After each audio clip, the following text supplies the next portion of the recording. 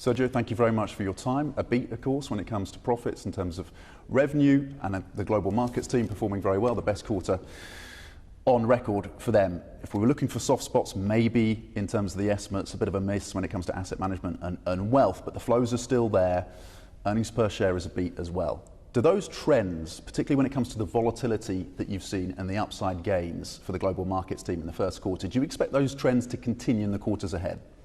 Well, first of all, I have to say that I'm particularly happy to see our results because they underline the real value of our global diversified franchise. And also when you look at wealth management, asset management, and the investment bank, both delivered double-digit pre-tax profit expansion. Our core businesses had a combined 15% expansion. So I think that of course, we saw a little bit of seasonality, positive seasonality, particularly in the first few weeks of January. I think it's fair to say that afterwards the seasonality factors were out and a high level of uncertainty and volatility did come in. But the most important issue is that if you go back in history, you can see how we can really perform in a variety of market conditions. Wealth management, clearly the biggest profit driver, as it has been for a long time for UBS. How are your clients within wealth adjusting to the market turmoil, the political uncertainty? Are they staying on the sidelines? Are they looking for different products, different asset classes? Well, you look at, so far we haven't really seen a major shift in asset allocation by clients. And when you look at first quarter and the first couple of weeks in April, they took more advantage of market volatility to reposition their exposures within the already set asset allocation. When you look at the last couple of weeks, it's fair to say that probably there is a little bit of fatigue coming in from news, coming from the trade tariffs situation. So, for the time being, I have to say that despite the real or significant spike in volatility and huge volumes, we saw peaks in volume that exceeded 30% of the COVID times in the first couple of weeks of the second quarter. So, despite all of this, clients are quite calm and focus on managing within their asset allocation. Is that volatility, that peak in volatility behind us now, do you think? I don't think so. I think that's, as I said, probably now there is a little bit of settling down. I think markets have found probably a new dimension in terms of where to reconsider things from, and now it's going to be depending on the developments on the tariff front. I think that uncertainty is there. It's very positive to see that there are ongoing discussions in terms of finding agreements. Having said that, if this goes on for too long, uncertainty has also a cost, and therefore probably investors and corporates will slow down their investment plans. How are your private banking clients being impacted by tariffs? No, for the time, clients themselves directly in their asset allocation, just as a function of markets movements.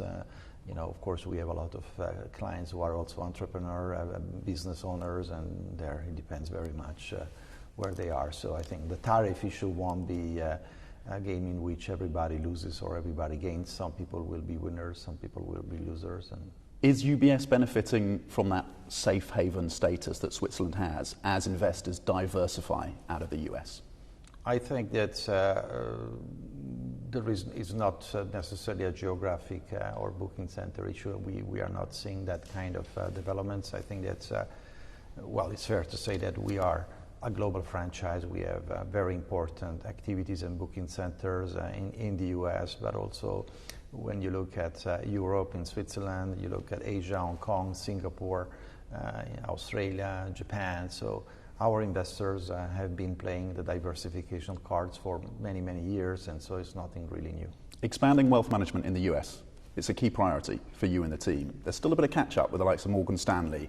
What's holding the business back there, and what does it look like by the end of 2025? Well, we have a plan on how to bring our pre-tax profit margins in the US to mid-teens numbers. This is, we always say that our goal in the US is to narrow the gap to our peers because of who we are and the size of our operation and the scope of our operation in the US. It's not realistic to think that we're going to close the gap with our main competitors. But within that, we believe that the ongoing efforts to work across many dimensions to improve profitability are going well. You look at the first quarter results. We had a 12% PBT margins. It's still short of the 15% we want to achieve in the next couple of years, but it shows that we are moving in the right direction. Okay, and you're confident in getting to that 15% within that time frame in the US? Yes, I think we are confident that we will do that. On the capital requirements debate that's unfolding, it seems like the SNB, the regulators, the government, not backing down in Switzerland in terms of imposing those higher capital requirements. Would you and the team be prepared to make structural changes to the strategy to try to come to a compromise on this? Well, look, I think it's not appropriate to speculate what we will or we will not do in respect of any changes until we know exactly what they are. When we know what it is, we're going to analyze it and make considerations that are, focusing on protecting and the interests of our shareholders. Are they listening to your concerns? Are you able to shape the debate?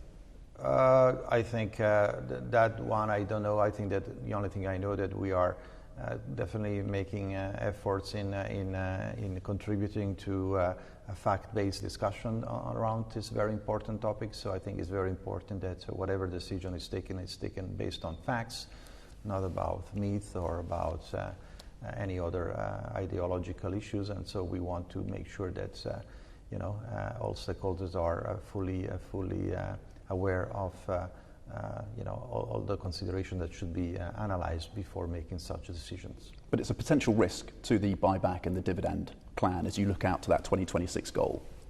Yeah, it's definitely, I think that our capital returns plans are subject to us delivering on our financial targets, us keeping the already very strong capital position we have, and also no material and immediate change in the regulatory framework. But I think that it would be nice if any changes would be only limited to the short-term capital return plans. I think that the consequences of the changes are much more profound for the competitiveness not only of UBS but the Swiss financial center. The integration with Credit Suisse UBS seems to be going quite well. This quarter, you're doing the migration of Swiss clients onto a single platform. Is there a risk to flows during that process?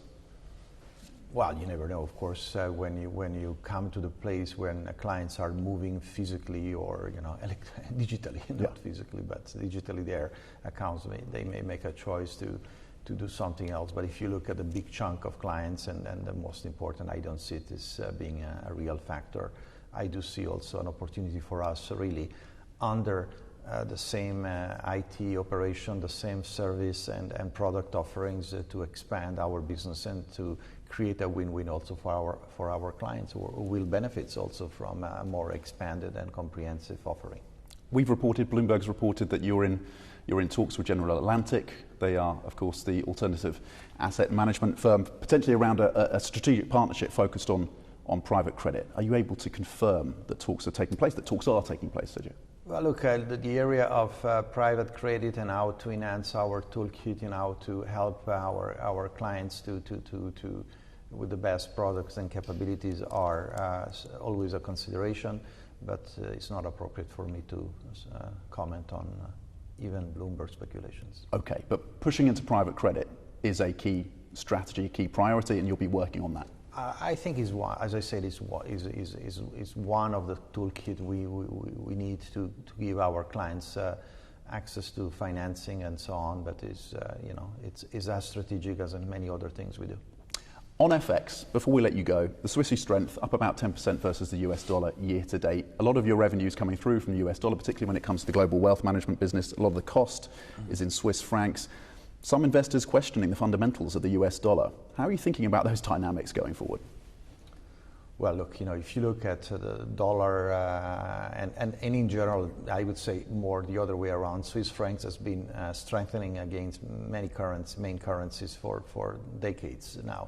So from our standpoint of view, if you look at our mix of FX exposure between revenue and cost, they're quite balanced. I mean, maybe a little bit of,